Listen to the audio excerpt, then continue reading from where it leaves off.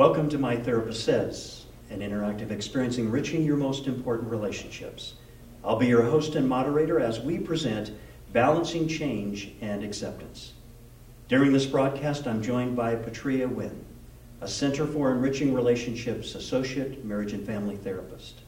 Ms. Wynn earned her Bachelor of Arts in Psychology from California State University in San Marcos, California, and her Master of Arts from National University in Counseling Psychology, San Diego, California. In a few moments, Patria will provide you with keen insights for balancing change and acceptance. She and I will then proceed and respond to questions while providing you with practical relationship tools. Today's event takes place before a live audience and live streaming while offering practical, biblical, and scientific solutions. It's like having your own Christian mental health relationship specialist within the comforts of your living room. I hope you will sit back, relax, and take in these life-changing insights. Please join me as we connect with a live audience and My Therapist Says. Well, welcome again to My Therapist Says, and I want to quickly just welcome our guest, Patria Wynn. Glad you're here this evening, and you'll be presenting for the first 20 minutes of our production, and then if you have a question at any time, raise that 3x5 card in the air, and we will pick that up and bring that to the front here to respond to your questions. Would you join me in welcoming Patria Wynn? Hi, everyone. My name again is Patria Wynn, and it really is such an honor to be here tonight. So thank you so much for having me. Tonight I'm going to be speaking on balancing change and acceptance. And this is a topic that's really, really near and dear to my heart, both as a human being and as a practitioner. And so my prayer tonight is that I can act as a vehicle that in some small way does this topic justice.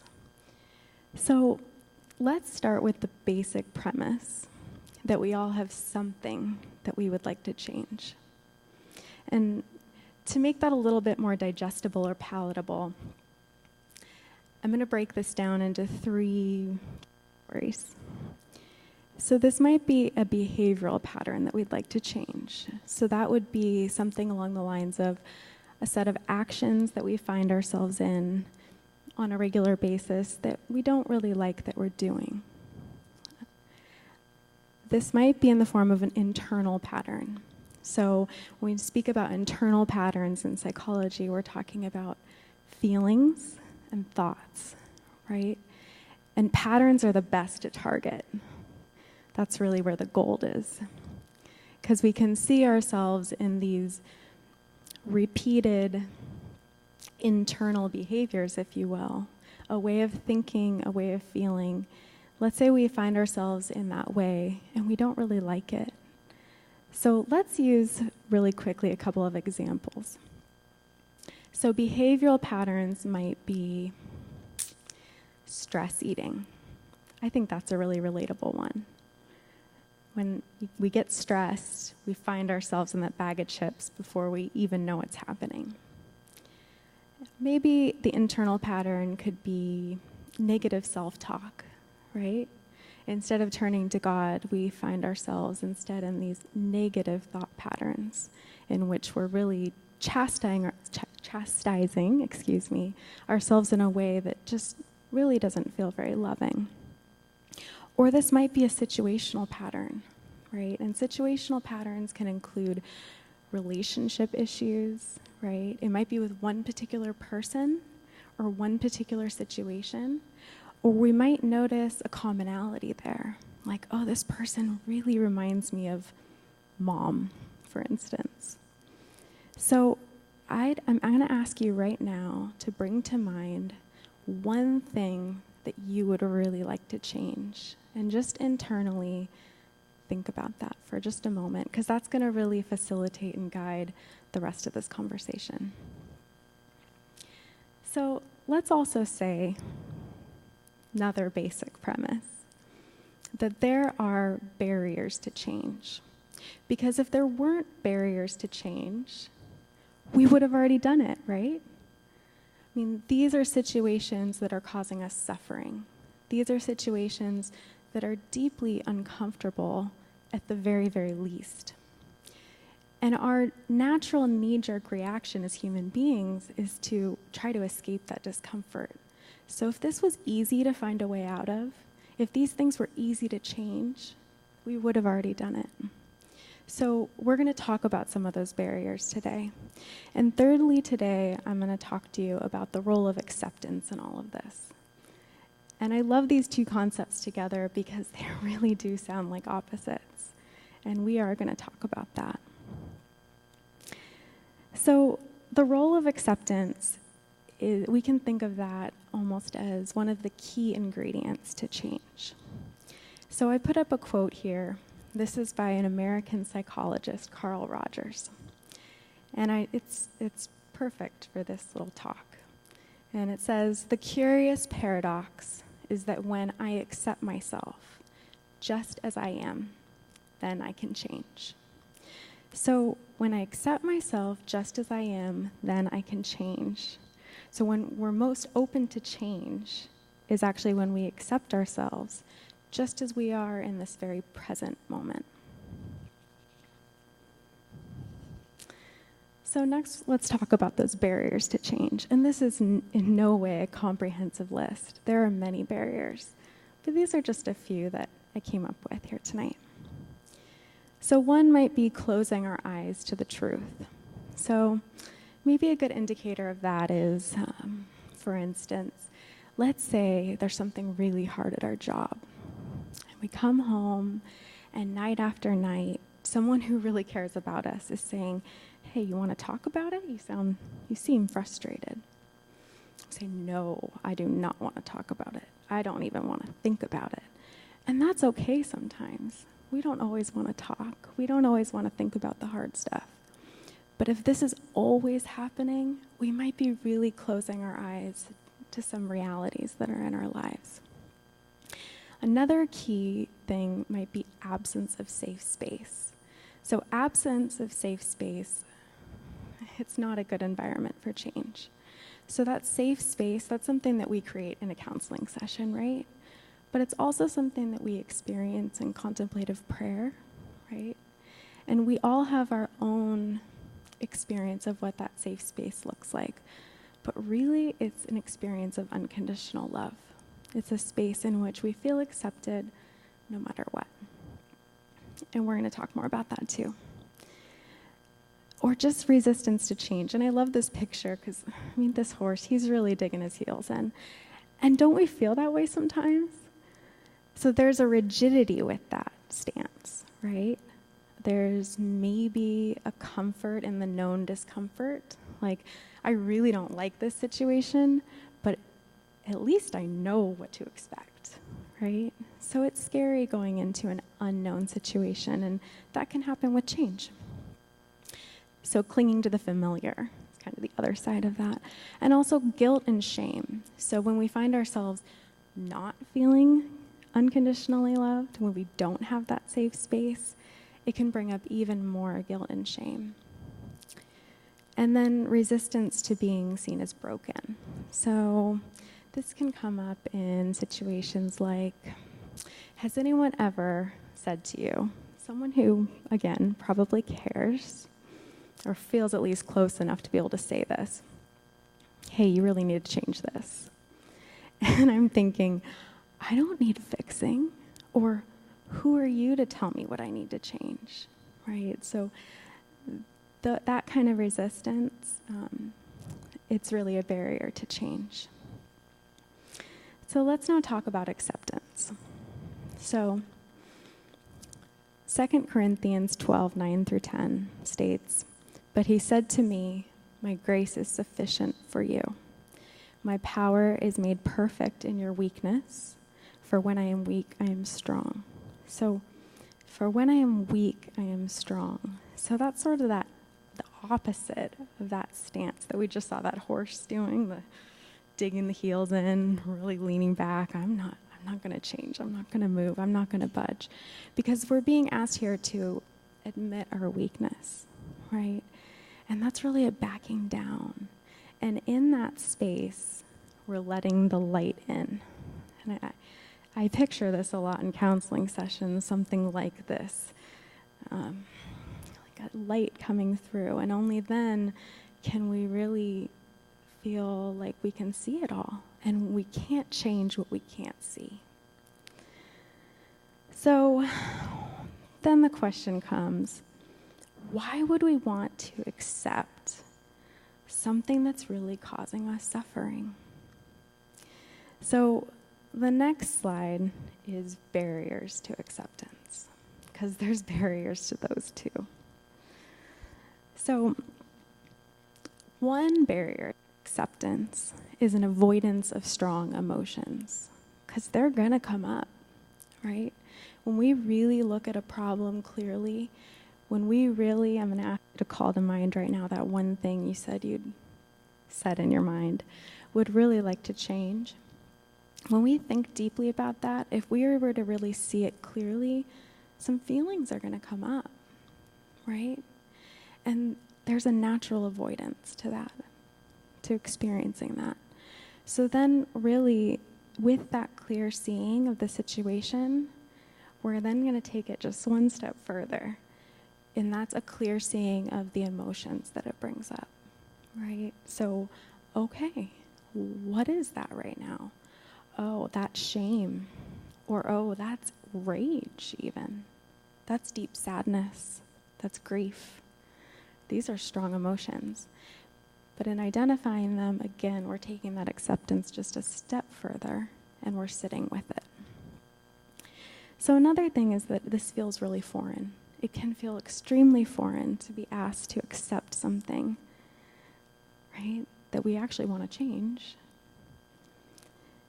And one of the other barriers to this is that these are some synonyms, if you will, that I've heard talked about in terms of acceptance, right? Some words that really feel like acceptance, but they're not.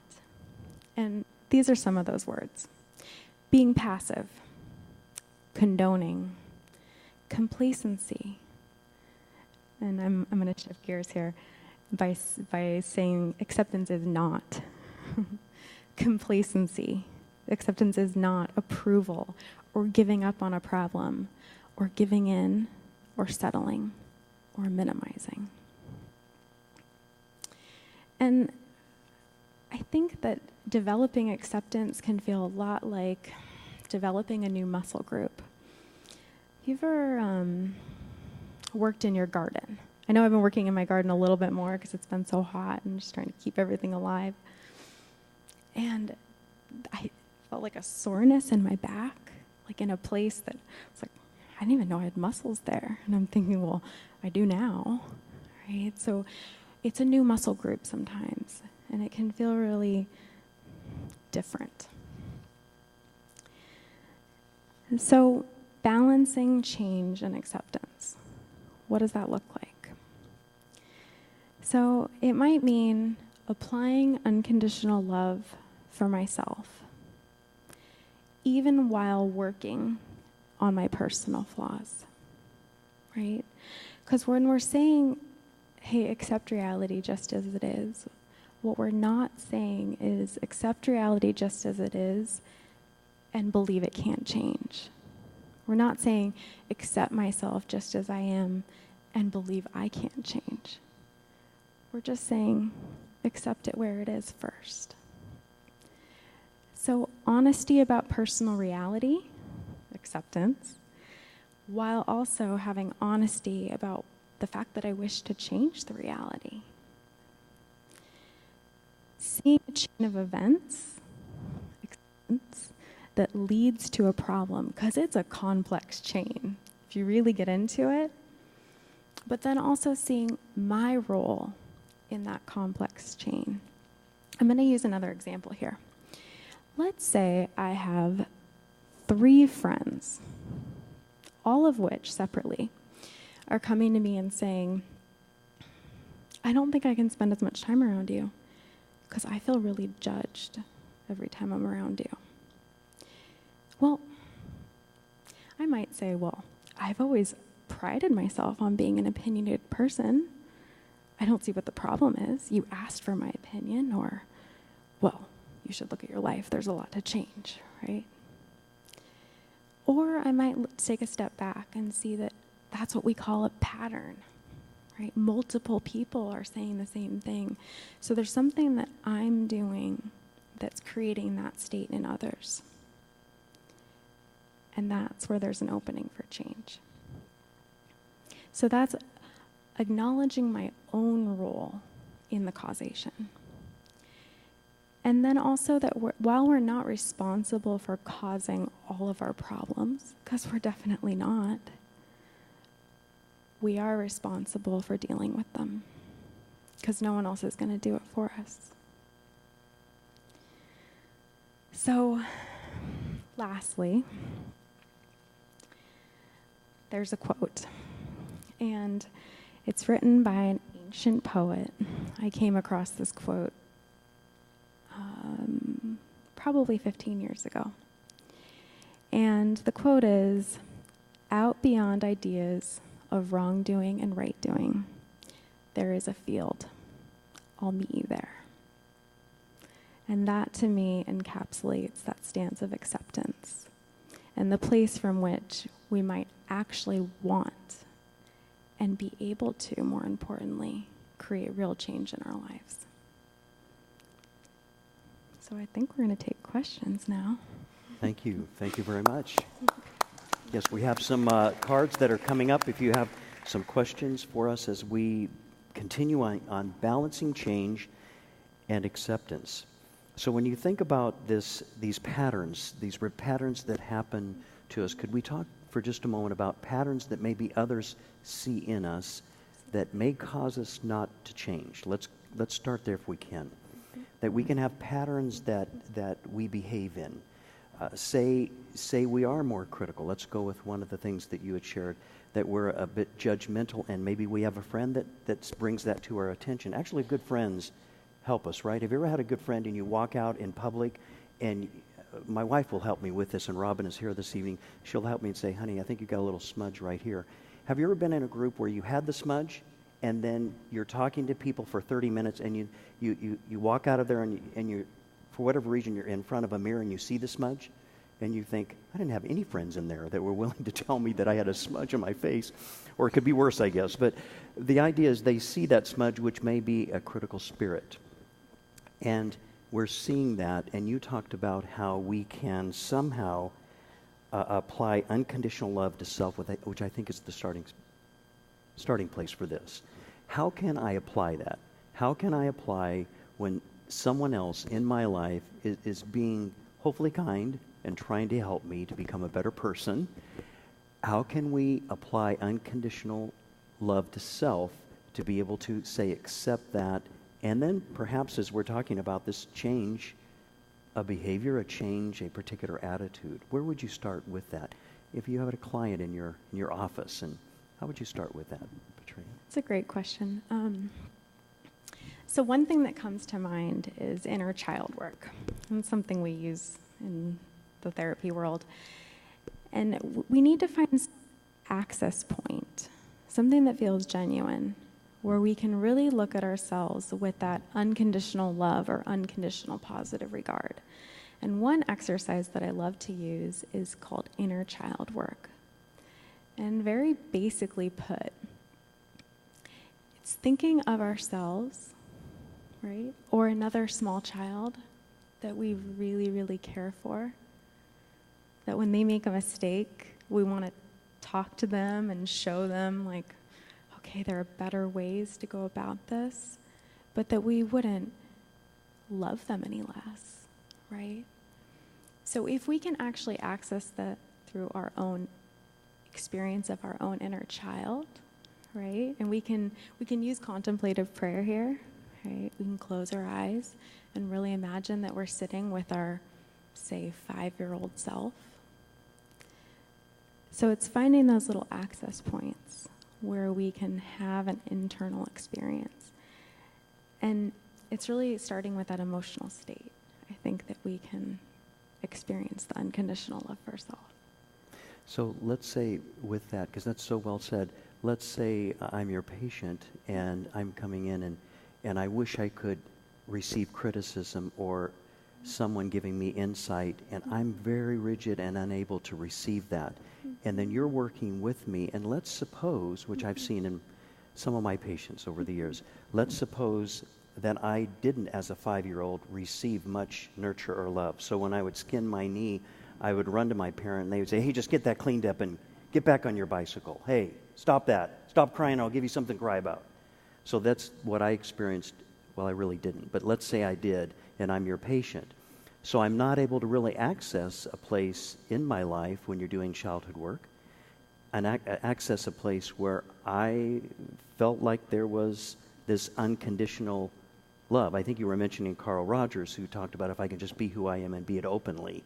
Another one of his statements, that idea of just truly being open with myself. But since I didn't have that nurturing, I'm very closed off to people and have a lot of defenses. I don't want people to criticize me. So I'm coming to you. Let's say I'm saying that my wife would like to share some things I could improve on, but I don't think I need to improve on anything. And you're trying to help me access that early childhood. What would you do with a hard case like me? Someone that's not easily accessible to any moment of nurturing in my life. Well, I would try to be an emotionally corrective experience for that person. So sometimes we just need one experience of someone feeling what we would call unconditional positive regard, but really it's an experience of unconditional love. So safe space, again. Safe space, okay. Right? So trying to create an environment, at least in that therapy room, right? And the therapy room isn't the only place that this happens. But this person needs to experience that, right? Because that's a very harsh environment to be raised in. It's a very harsh environment to perpetuate. And there would be a rigidity there. How would the person, this is very helpful because I just know that some people would say, how do I even recognize that? Because some people are not able to recognize a nurturing moment. If I've never really had a nurturing moment, and I'm not saying all people, I'm just starting there, is if I've not had nurturing moments, how would I recognize that corrective experience that you're suggesting? How would you do that with me? Well, let's say I'm talking about, say, my wife. So I'm talking about my wife. I'm your patient. I'm not, but I couldn't be your patient. But I'm just saying that I'm your patient and your client, and I'm saying my wife, Robin, is really trying to help me to see these things, and I become very reactive to her. I don't like it, and I say, stop it, or I'm done. I don't want to talk about it anymore, and I walk away. How would you help me? How would that session go? Well, first I would ask what's coming up for you right now. Okay. Right. You're saying that you feel rigid and that you want to walk away, but what's the feeling right before that? The feeling is scared, I think. If I could get to my feeling is feeling scared that someone's going to take advantage of me, and then I'm all alone. And all alone. Yeah, being alone. Okay. That's, being alone is another thing I would say. Right. And I'm scared. And I'm a bit angry, too. That comes up when I say that. Right. Right. So you're feeling a defensiveness against that fear. Yeah, it's me against the world kind of a thing. Absolutely. Even though my wife is lovely, but it feels like I'm all alone in it. Right. Absolutely. And then you feel isolated. I do feel isolated. And a lot of times I'll just isolate myself. I'll walk away. It tends to be the best thing. When I walk away, I don't feel as scared and I don't feel as angry. And I certainly actually feel less alone. Isn't that strange? Why would I feel alone when I walk away from my wife? Well, because you are alone then. You just separated yourself, right? But I feel better, but I shouldn't feel better. But yet I feel alone. There's no fear of rejection anymore because he's already walked away. Okay. So I might bring this into the room actually next. I might ask this hypothetical client. This hardcore client of yours. Is this me? Well, he or she is in a lot of pain. Okay. Right? And I might ask him or her, what are you feeling right now? Right? So you're sharing these things with me, these things that are really hard to talk about. And I'm sitting here with you. And what are you experiencing right now? And sometimes we have to bring it into the room. Right? Yeah. So again, going back to trying to create at least one example of safe space. Okay. Yeah. Yeah, thank you. Well, let's go to, with that as an introduction, that's very helpful, doing a little bit of role play here initially, this is one of the first questions that's being raised. My son will be 18 next month. He never really cared about school. He is into smoking weed, always around bad influences. What should I do, even though I've been praying day, night, and hours? He has ADHD. He never wants to talk about school or anything. What should I do? And he doesn't want to go to a psychologist or anyone who may help him. So my son will be 18 next month. What do we do about the change and acceptance in someone like that? That would be very difficult. What would be some ideas that you might have? Well, as parents, it's extremely hard. Mm-hmm. And the reality still exists that we can't change anyone else. So I might ask about the dynamic, right? Mm-hmm. So if there's any small thing that person might be able to change within themselves, some way that they might be able to access the relationship, even though it sounds like he is really, really, again, similar pattern, pushing the whole family away is what I'm gathering. And that is hard because he's about to become an adult, and I'm sure that's very scary. There's no should do, no one right way to act, but definitely there would be a desire for him to change, I'm sure.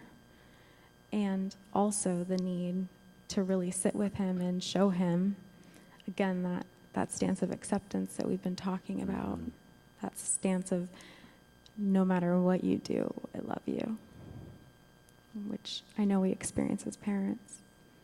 That would be very difficult, wouldn't it, as a parent? And there is a person who's asking this question, obviously, in this room. And that would create a lot of fear and anxiety for a person who's asking this question. It's very difficult in parenting not to feel very personal about our children and feel very deeply. And because we feel so deeply, we could stand in harm's way for our children. That's really mirrored and exampled by Jesus, who actually did stand in harm's way for us. He who is without sin became sin on our behalf. And so what's difficult about caring so deeply is that it might be that I, as the parent in this situation, might already be critical of, say, that child who's now almost 18, so it's a young adult, of course, for the behavior. So it's difficult for me, going back to your acceptance, it may be difficult for me as the parent to actually genuinely accept my child who's now a young adult, and I have great fears for them. Anyone that's been a parent knows that fear is one of the greatest despondent places to experience parenting, because we have so many fears. We want the best for our children. I can still remember when our children were birthed, and I was in the room with my lovely wife, Robin, and as those children were birthed, I remember Robin looking at me with tears in her eyes, and I had tears in my eyes, and first said, "Can anyone believe there's not a God?" And we see these precious two children. They were birthed differently. They're 18 months apart, but the first one, I remember that, and I said, "Yes." And then her second phrase was, "And I know that without a doubt now I could stand in harm's way." Now, when I tell that story to my university students who are 18 to 22, not married yet, no children, they look at me in the deer's eyes, like a deer in the light, and they're just like going, "I have no idea what you're saying, Prof. It does sound kind of nerdy the way you're telling it." You're telling this personal story that we really didn't want to hear after all. But that idea of standing in harm's way for a child is indigenous, because it's the fifth commandment that we have, is to honor father and mother, that relationship. So going back to the fact that it could be that I, as a parent, I might have fear that when I try to talk, I'm going back to kind of what you were saying, that when I'm trying to talk to my child, I'm judging them, critiquing them, cannot do it in an unbiased way, if that makes sense. You were sort of talking about this. So maybe a skill for those who are parenting, and particularly in this case, that it may be that we're only seeing the negative when there's truly powerful gifts in this person. Does that make sense? You're so close to it, or I would be so close to it, it would be difficult. This is where I really believe when we ask the Lord to help us to see through His eyes, through Jesus' eyes, rather than our own fear or our own misunderstanding or our biased view of that child.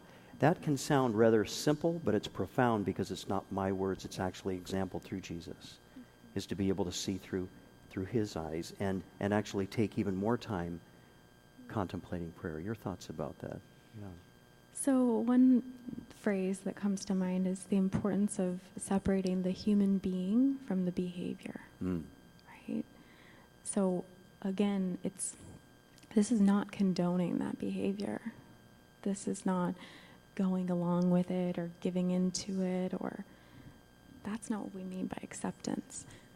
This is accepting the human being. And I imagine in this situation also that actually at the root of that pain of seeing a child that you see so much greatness in, so much potential, having these behaviors that sounds like are really destructive and hard to see, right? But if you hear what I just said, it's actually because we see the greatness in that person. So if we focus on that piece, the human being, and not the behaviors that they are doing, then that's where the acceptance lies. And that's what the person feels, right? Is that experience of acceptance.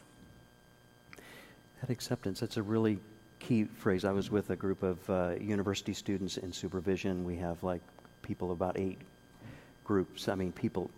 people in a group, excuse me. And I was suggesting this morning, I said, you know, and when we're working with people, and we just watched a video of a client, and I said, it's quite remarkable when we just sit with the person and allow them to share their experience. Oftentimes in life, or many people in life, do not have another person who will listen to them unconditionally. You were talking about that. That's the beauty of the Christian message, is that God never shames us. He accepts us. Of course, sin separates us from Him, and Jesus made a way that when He said, I'm the way, the truth, and the life, and that we can experience God through Christ. But that acceptance is really critical, even in the case of this situation. Learning how to maybe accept where that child is, who's a young adult, and their experience. Talking about this idea of kind of accepting ourselves, this second question leads right into that. And this question, by the way, we have room for more questions if you want to raise your 3x5 card in the air, and they'll bring it to us here. That this really ties in well with what I believe you were talking about. I often berate myself for mistakes or errors in judgment. I in ways I would never do to others. So this person is saying, you know, I often berate myself for my mistakes or errors in judgment in ways I would never do to others. How can I begin to change this? This is a very common statement that people will make.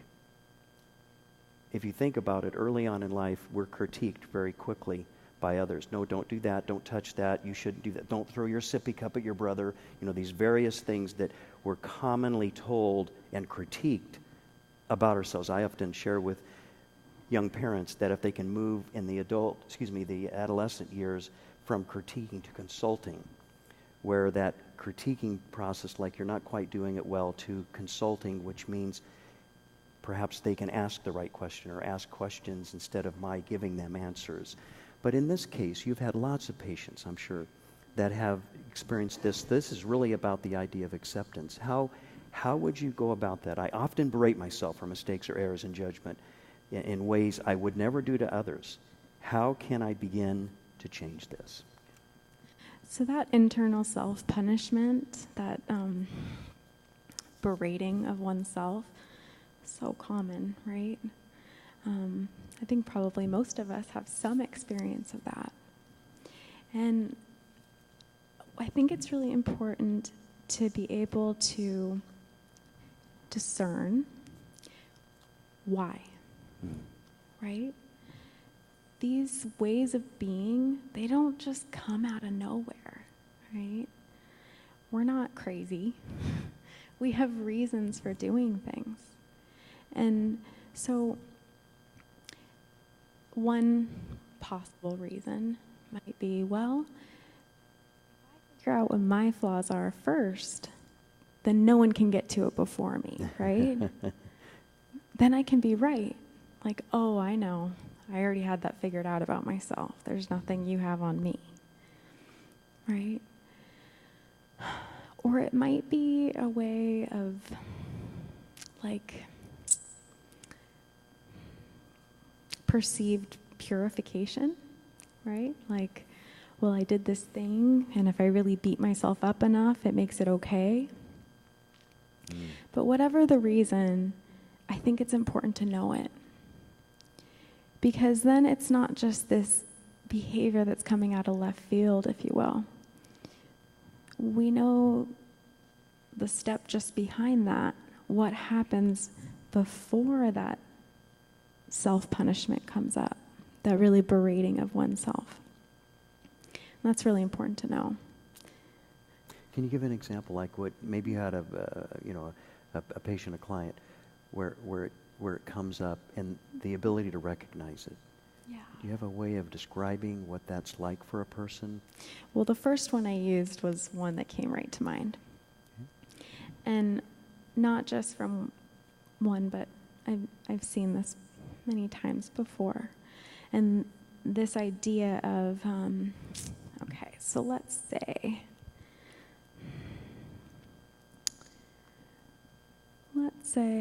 the behavior that we're really beating ourselves up for is poor performance at work, right? So a perception that I really haven't performed according to what was expected of me.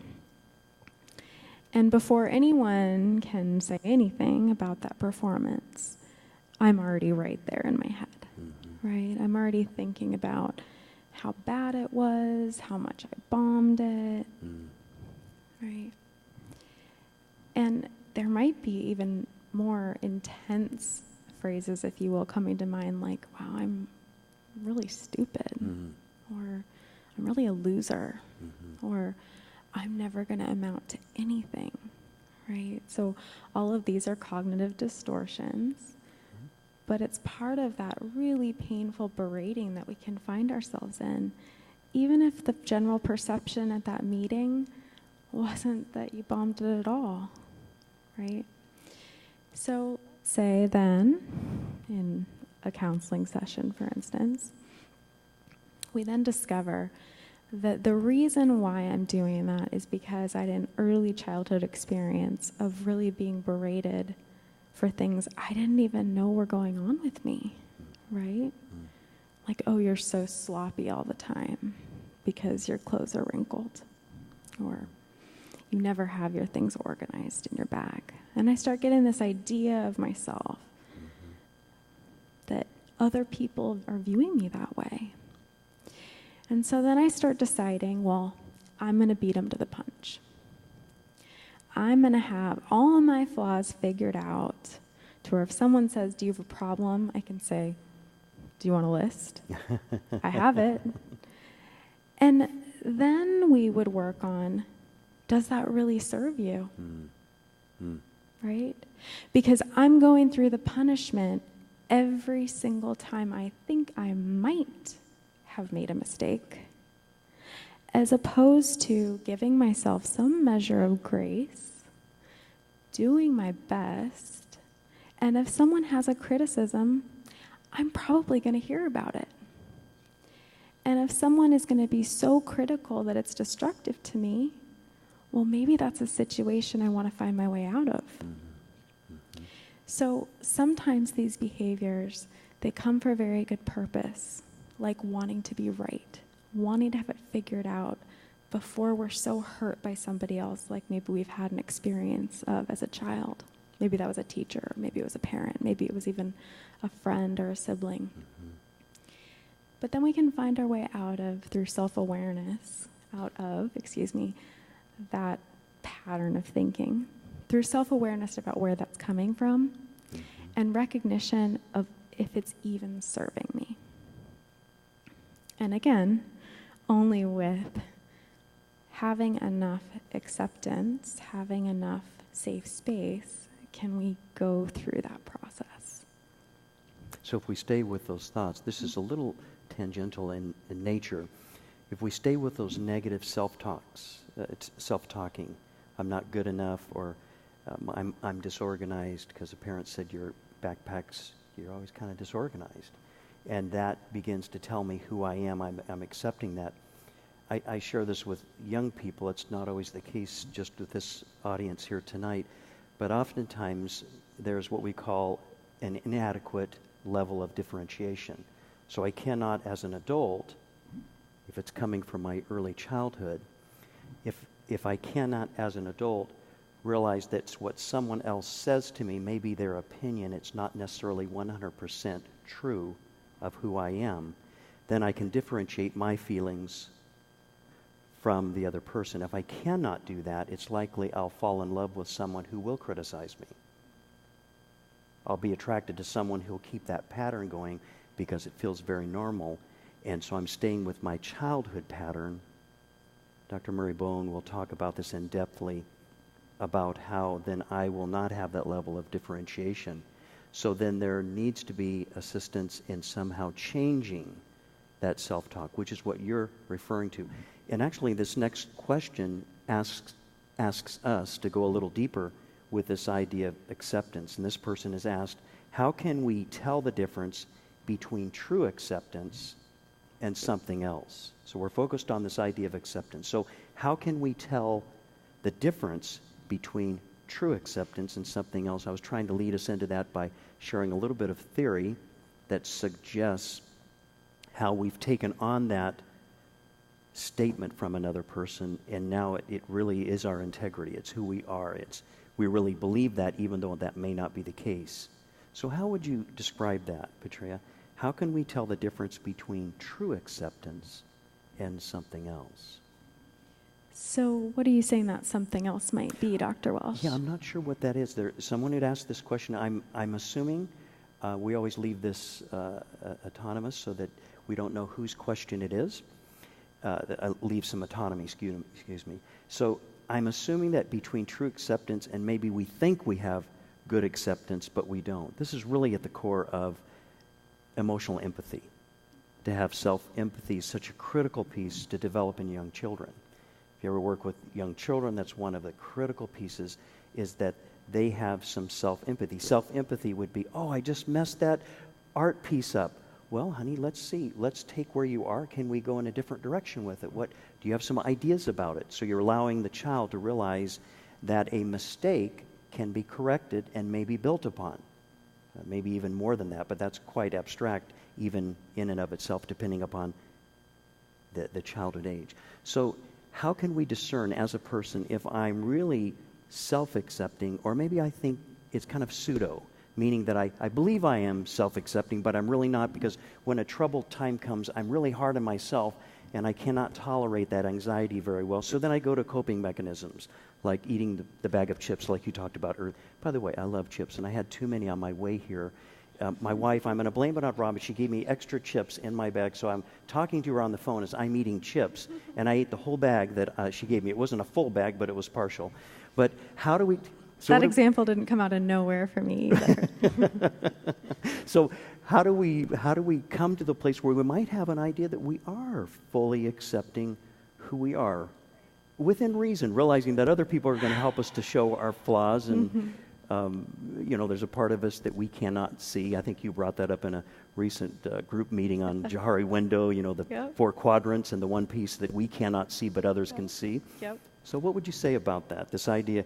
How can we tell the difference between maybe full acceptance and something other than that? So this is how I know I'm an individual counselor, right? Because I knew this was going to be hard for me when there's a question. I'm like, what do you mean? Tell me more. So I'm going to just say that I think that if it's not true acceptance, there'll be a sense of rigidity or harshness, right? Mm-hmm. And maybe that rigidity or harshness might be really easily covered up, like how we say that superiority complexes are really inferiority complexes in disguise, right?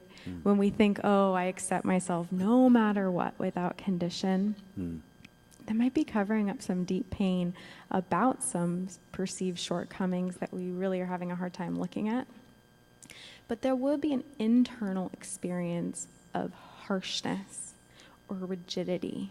So when I say harshness, right, even if I'm thinking I'm accepting myself, I'm really having some nagging thoughts or an internal uncomfortable feeling when something does go wrong.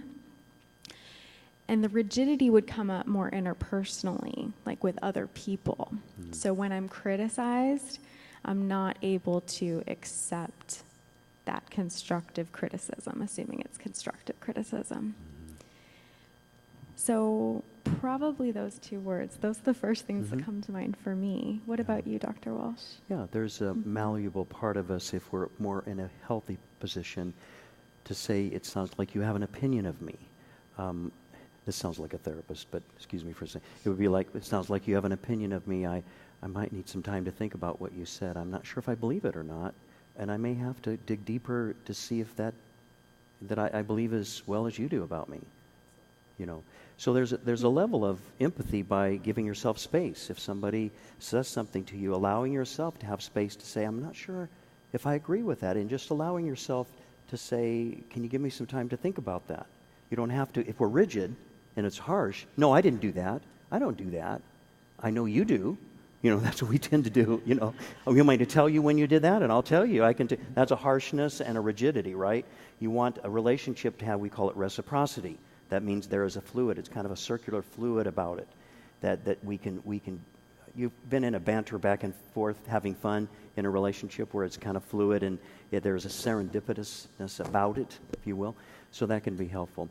So thank you for staying on that for just a moment, because I think I'd like to go now to some change. And if we have a level of acceptance, how do we move into change? And here's a question that sometimes change is positive, such as marriage. This is another question. Like a new baby, that would be change. Or retirement, and yet one feels lost or overwhelmed. What are some strategies? This is really getting to the heart of the question tonight with our title about change and acceptance. What are some strategies to approaching a major life change? Now, keep in mind as we look at this question, we are all in that process.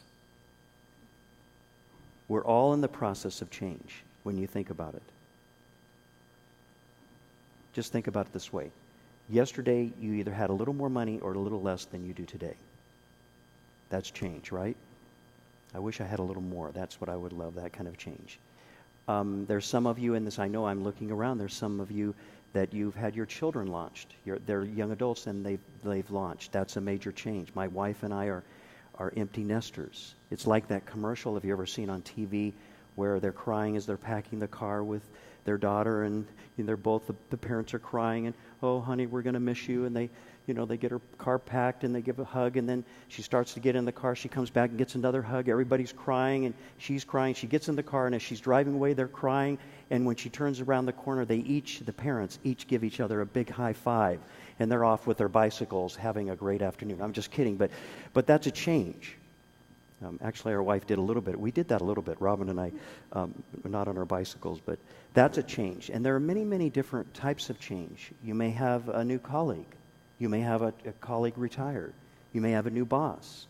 Your child may be changing and acting in ways you'd never experienced before. Those are all changes. In fact, in the psychological tests, oftentimes we see some of great changes, like a promotion can create a lot of anxiety for someone, something very positive because it's a change. Have you ever gone someplace like even at church? My wife and I, we like to sit in the same spot. Why do we like to sit in the same spot? Because to sit in another spot is change, right? We tend to seek non-change. We like things in a similar way, but they're always changing. So with that, when we talk about this, what are some strategies? but for a change? What can we do? Except for giving each other a big high five if your children are launched, that sort of thing. Well, I wouldn't want to completely devalidate, right, that desire for a constant, because that's such a human quality, isn't it? Yes. We like to know where our roots are, right, where we can dig them in real deep and get comfortable.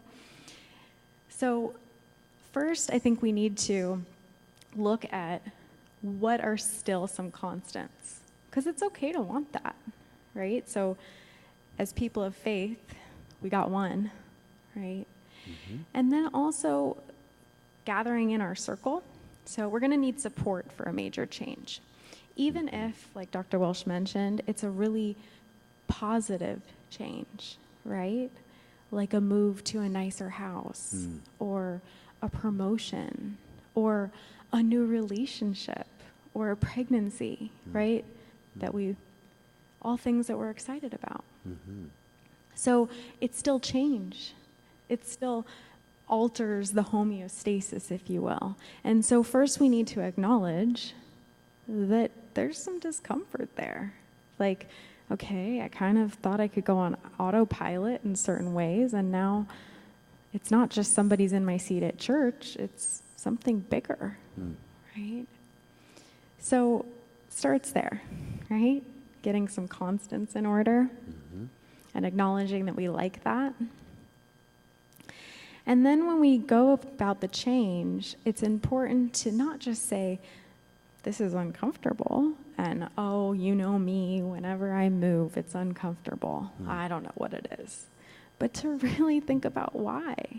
What is it about that particular change that's really messing with my equilibrium? Maybe my desk got moved, and I really loved watching that one little bird couple out the window, and that was part of my lunch break, and I don't have that anymore, and now I'm really not kind of finding this nice little calm lunch break like I used to. It might be something really small, or it might be something really huge, like leaving a job that you've been at for many, many years. So then you're not just losing that job, but you're losing maybe a sense of family, a sense of community.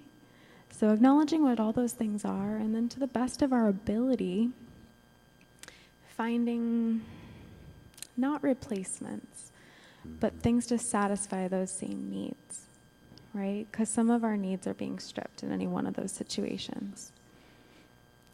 It's a very good point in the idea of not finding replacements. That's what we tend to do naturally, like we might find a replacement for a loss. This is what addicts do. Addicts will tend to replace what they've stopped in their behavior. I still remember in the hospital setting, one young man came up and he said to me, and actually in this hospital you could smoke in certain parts of the hospital. So he was smoking a cigar, and I'd not seen him smoke a cigar before, and he said, Doc, I'm now 3 weeks sober. I'm no longer drinking, and I'm excited about it. I'm just here for the afternoon. And I was excited to hear that. And so I said, his name is not John, but I said, John, I've not seen you smoke a cigar before. Have you always smoked a cigar? And he said, no, I think I recently started smoking cigars. I said, well, how long have you been smoking cigars? Oh, about 3 weeks. And what he was saying is he had replaced one behavior for another. And in addictions, we tend to do that. Because in addictions, oftentimes, that's not the topic tonight. However, in addictions, we're not embracing the pain.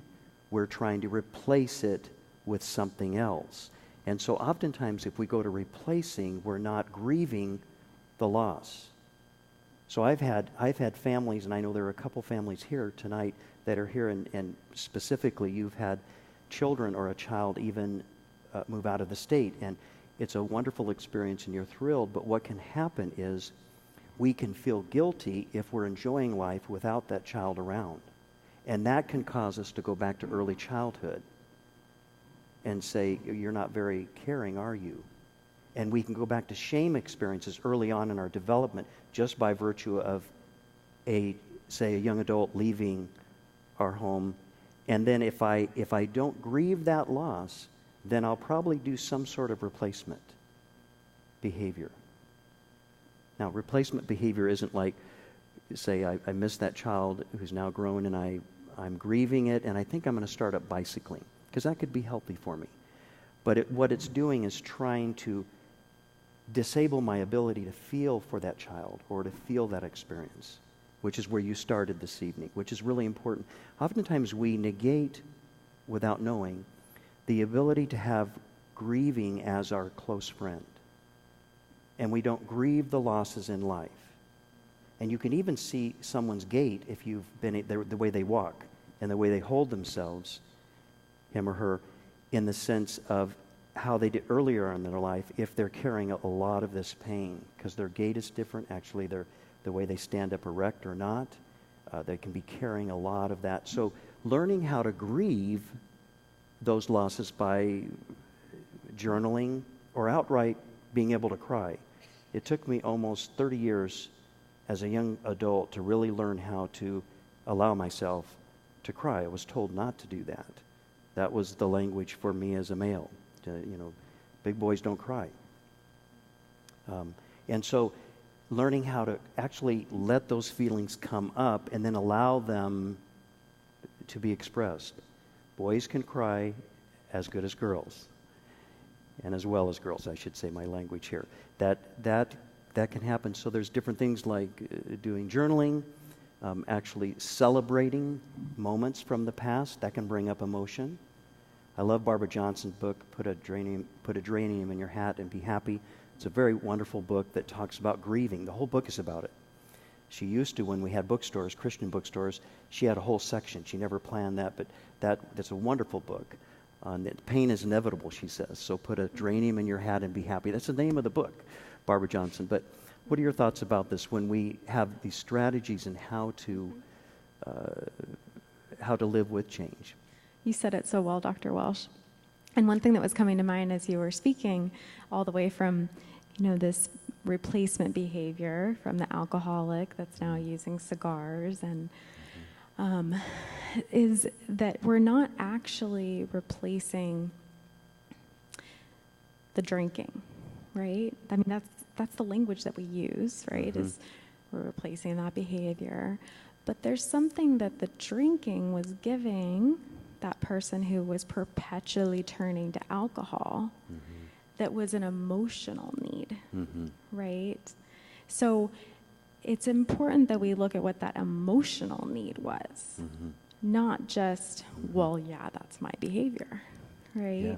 So, for instance, in the example of leaving a workplace that we've been at for a long time, somebody gave me this example earlier, and it's proving itself very helpful, is let's say the emotional need was a sense of purpose in a workplace I've been in for 3 decades. Let's say it was a sense of community and belonging. Let's say it was the feeling of being respected, right? Those are all very valid and also very different. So how we might go about having that same feeling state is going to be different based on what it is in particular that we're grieving with that change. And I think it's so true. We really are a people that crave interaction, healthy interaction. And oftentimes we will isolate when we have, say, a loss or a change because we're not sure how to purpose our lives. Sometimes that interaction, in fact, some of the more current research would suggest, I'm not digressing to addicts again, but addiction, we oftentimes isolate people with addictions instead of integrate. Because of their behavior, we don't like their behavior. We want it to change, right? So we tend to isolate, when actually the research is showing that if we could somehow generate environments in which people connected relationally, there would be better results. So I think that's very helpful. We had several text questions that came in that I thought I would go to. These are questions for tonight. They just came in. This is a question related to another type of change. My parents are going through a hard time right now as I'm about to move out of the house going into college. I want to help them the best I can, but I feel very burdened and they are constantly bringing me in their fights. How do I help them through this change without them feeling like I don't care, without emotionally stressing myself out? Thank you. So it's the question, they're going through a hard time. I want to help them, but I feel burdened, and they're constantly bringing me into their fights. That's a tough question. That's a tough situation to be in. How would you, as the therapist, someone came in and asked you that question, Patria? So I might use a little bit of psychoeducation first. It sounds like, without more details, that this person may be in a pattern of what we call triangulation. So, very simply put, two individuals are in relationship, right? And they're bringing in a third individual to sort of arbitrate, or at the very least become involved in that primary relationship. So it sounds like this young person is being brought into their parents' fights. And I would say also that even those of us who are working in the field, right, who often work with families in these kind of situations where there's fighting going on and discord and lots of misunderstanding or whatever might be coming up between these parents, that we can't be that same role in our families' lives. So even with the training, it's called a dual role in psychology, right? We can't do that in our personal lives because we can't really see clearly. We're just too close. And so it no longer is effective. So some amount of holding space for or accepting a little bit more at a distance might be appropriate in this situation. And also sometimes a conversation with the people. You're saying, I deeply care and I'm deeply concerned. Of course, these are my words, not theirs, so they would find their own. But something that feels authentic and genuine, because this young person sounds genuinely concerned, and from my perspective, sounds like they genuinely care enough to ask this question. And the parents probably would love to hear that. And also that maybe they're concerned to leave. So I don't know if that... I think it's wonderful, and I think that sometimes in those situations, just to build on what you've already eloquently suggested, is to say, I care deeply, because it might be difficult as the young person to withhold your anger and frustration, because it's very painful to see parents fighting, is to say, use invitational language. Would you be willing to hear a question of mine? Would you be willing to stop for a moment and listen to me? Allow a little bit of space, and then maybe do that. It's called an emotional deposit, which softens things always. And that the emotional deposit could be what you said. I really do care and I love you both. However, not but, that wipes out what you just said. But however, it's very painful for me to see you fighting like this. That sounds really simple and maybe elementary in nature. That could be powerful for your parents.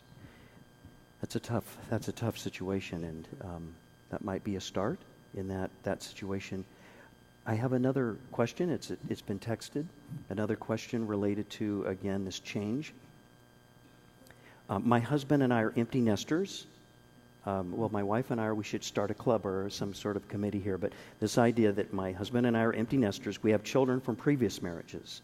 My husband is a recent empty nester and is still adjusting. How can I be supportive and have empathy when I'm more ready for a more unattached life, i.e. less of a caretaker position? Sounds like. This sounds very complex, actually. But we have children, previous marriages, you're saying, that my husband is a recent empty nester and still adjusting.